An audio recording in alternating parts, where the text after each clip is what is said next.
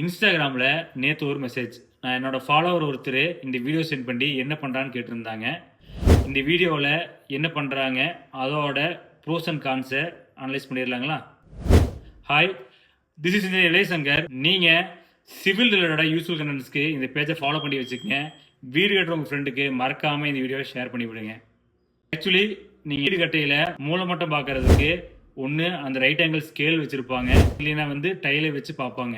அதுவும் இல்லாத பட்சத்தில் உங்களுக்கு டேப்பை மெஷர் பண்ணி ரைட் ஆங்கிள்ஸ் கரெக்டாக பார்ப்பாங்க. இந்த வீடியோவில் ஒரு 500 நோட்டை வச்சு அந்த ரைட் ஆங்கிளை பார்க்குறாங்க. இந்த மெத்தேடு யூஸ் பண்ணி உங்கள் வீட்டுக்கு மூளை மட்டும் திருப்பலாமான்னா கண்டிப்பாக கூடவே கூடாது. ஏன்னா இதில் அக்யூரசி இருக்காது. இப்போ இந்த நோட்டை வச்சு பார்க்குறாங்க, ஒரு 1 mm டீவியேஷன் இருந்தால் கூட அது 30 அடி 40 அடின்னு போகையில் அங்கே 1 இன்ச்சு 2 இன்ச்சு வந்துடும். இதுவே நீங்கள் பெரிய ஃபேக்ட்ரி கூட அது மாதிரி இருந்தீங்கன்னா, ஃபேக்ட்ரியோட ஃப்ளோரிங் போடையில், ட்ரஸ் ஒர்க் பண்ணையில் எல்லாமே கிராஸாக இருக்கும். அப்படிங்கிற material wastage and labour cost அதிகமாக இருக்கும்.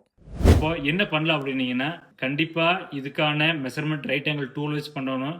அப்படி இல்லாத பட்சத்தில் பித்தாகரஸ் தியரத்தை யூஸ் பண்ணி டேப்பை மெஷர் பண்ணி பண்ணிடணுங்க.